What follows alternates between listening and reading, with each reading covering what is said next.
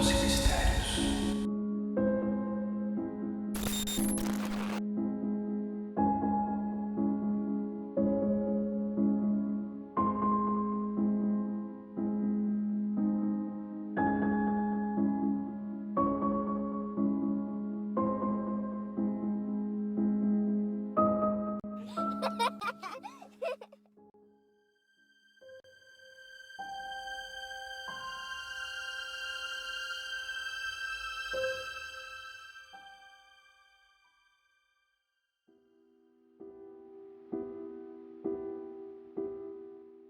Olá, espero que todos estejam bem.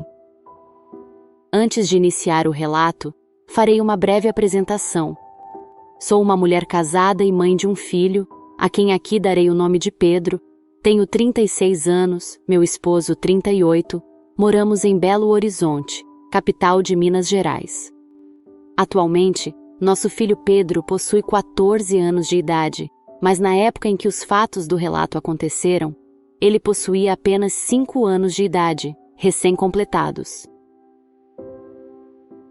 Acho também necessário dizer que antes de tudo acontecer, eu e meu esposo nunca havíamos nos aprofundado na crença espírita, muito menos em assuntos sobre reencarnação.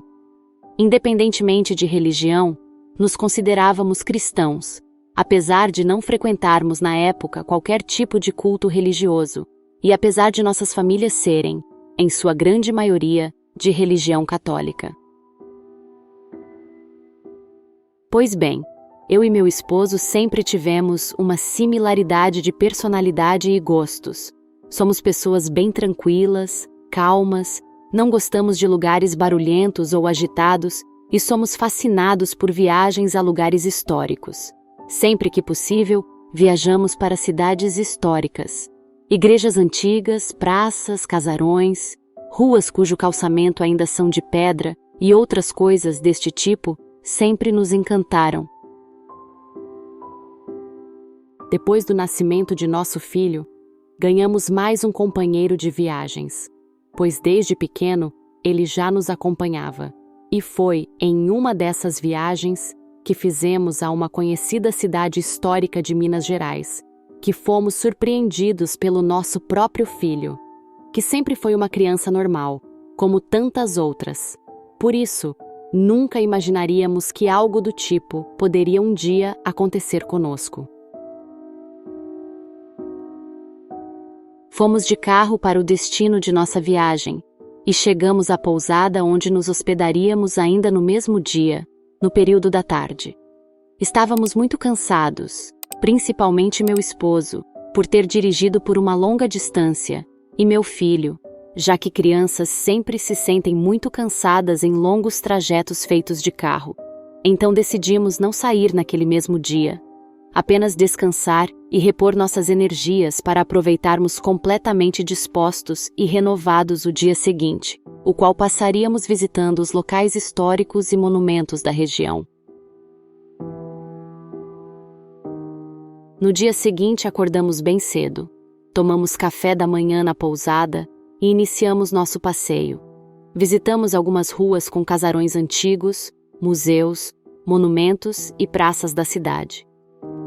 Com o avançar das horas, decidimos então parar para almoçar, para somente depois continuarmos nosso passeio pela cidade. Foi aí que encontramos um restaurante simples, mas bastante aconchegante pelo caminho, o qual nos serviu uma das comidas mais deliciosas que já comi em minha vida. No restaurante, fomos recepcionados por uma simpática senhora, que começou a puxar assunto quando percebeu que éramos turistas, e sugeriu que visitássemos uma igrejinha muito antiga da cidade, a qual, segundo ela, apesar de pequena, era muito bela, possuía muitos artigos históricos em seu interior e ficava aberta à visitação, mas que não era muito conhecida pela maioria dos turistas que visitavam a região.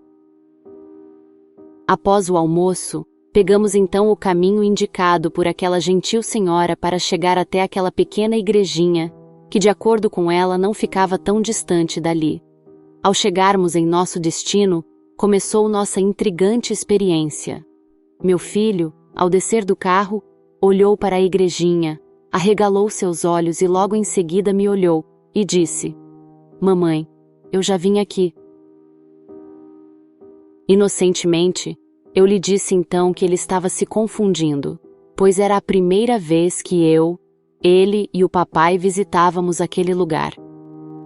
Eu realmente pensava que ele estava se confundindo, pois já havíamos visitado em outras viagens cidades que possuíam igrejinhas muito parecidas com aquela. Ele então replicou dizendo: Não, mamãe, eu conheço porque já morei aqui perto. Neste momento, eu e meu esposo nos pusemos a rir e tentamos explicá-lo que aquilo não seria possível, porque nunca havíamos visitado antes aquela cidade, e que sua casa ficava em outro lugar, que ficava em Belo Horizonte.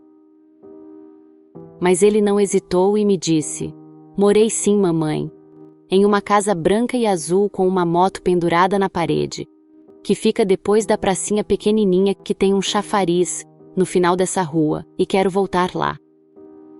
Eu e meu esposo nos entreolhamos incrédulos com os dizeres do nosso filho Pedro, pois pensávamos que aquilo era apenas algum tipo de confusão feita pela mente de uma criança, apesar de nosso filho nunca ter apresentado aquele tipo de comportamento.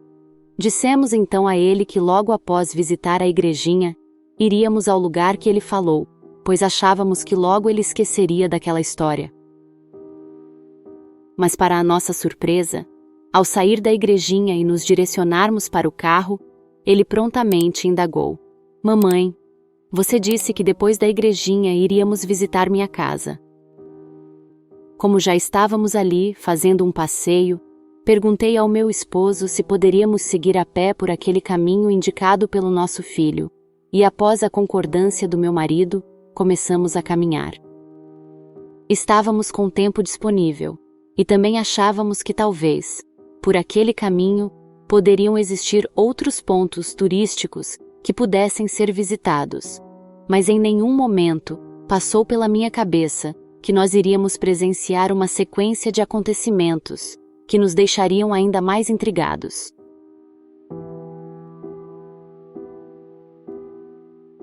Seguimos então por aquela pequena e estreita rua, até que em seu final tivemos nossa primeira surpresa. Chegamos realmente em uma pequena praça, que possuía em seu centro um pequeno chafariz, como meu filho havia afirmado. O pequeno chafariz parecia ser bastante antigo, e não possuía água, pois estava desativado.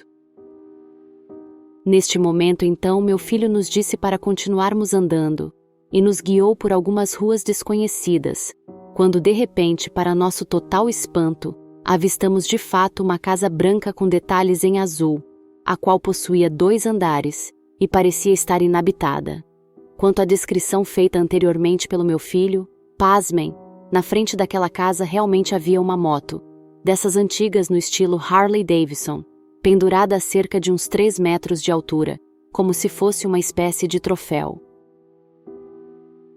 Mais uma vez, eu e meu esposo nos entreolhamos incrédulos, quando meu filho se manifestou dizendo que poderíamos entrar, pois aquela era sua casa e aquela era sua moto pendurada.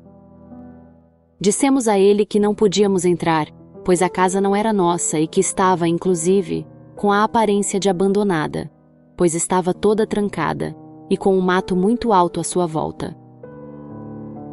Eu e meu marido passamos alguns minutos observando aquela casa, tentando racionalizar toda aquela situação. Dissemos então ao nosso filho que teríamos que ir embora, pois logo começaria a escurecer, o que poderia dificultar o nosso caminho de volta por aquele lugar desconhecido.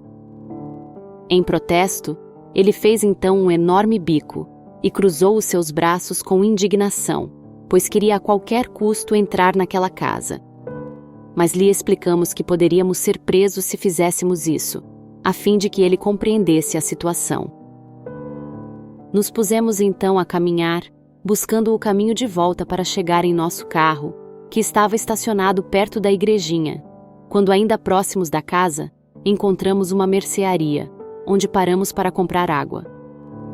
Meu esposo então perguntou a um senhor, que parecia ser o dono do comércio, se ele sabia de quem era aquela casa que tinha uma moto pendurada.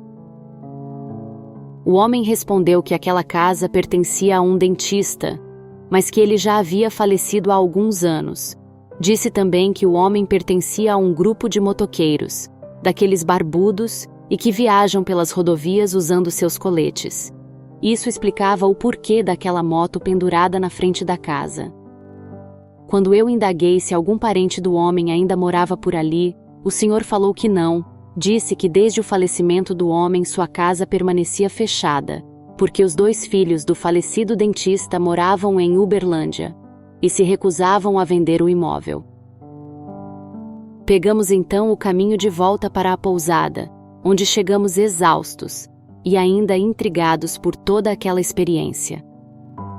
No outro dia, nosso filho nada mais falou a respeito, então decidimos não tocar mais no assunto, para evitar que ele ouvisse algo e desejasse voltar ao local. Nossa viagem continuou por mais 2 dias, e depois retornamos para casa, em Belo Horizonte. Essa foi a única vez em que meu filho falou algo deste tipo. Hoje em dia, com 14 anos, quando perguntamos ao Pedro se ele possui alguma lembrança desta viagem, ele até afirma que sim, mas diz não se lembrar de ter nos falado que morava naquela casa branca, com detalhes em azul, e que tinha uma moto pendurada. Depois deste fato, eu e meu esposo tentamos procurar algum tipo de resposta para este acontecimento, o que fez nos aproximarmos da doutrina espírita kardecista, a qual atualmente praticamos. De acordo com o que descobrimos, algumas crianças podem, durante seus primeiros anos de vida, possuir recordações de uma vida anterior, mas essas lembranças tendem a desaparecer com o tempo, porque não devem influenciar em nossa vida atual. Essa foi a explicação que aceitei para justificar o que presenciamos naquele dia. Para o espiritismo kardecista, a evolução do espírito é alcançada através da reencarnação, que é uma oportunidade que temos de aperfeiçoar nossos erros e acertos, por meio da reparação de faltas cometidas, da aprendizagem e da caridade. Aos que não acreditam em meu relato, ou são adeptos de outras religiões, eu lhes digo que os respeito, e somente lhes peço o mesmo respeito com relação ao meu relato e às minhas atuais convicções, pois acho que, independente das convicções ideológicas e religiosas de cada um, o tratamento mínimo que devemos ter para com o próximo é o da compreensão e o de total respeito às opiniões divergentes. Termino por aqui. Desejo paz e luz para todos. Muito obrigada.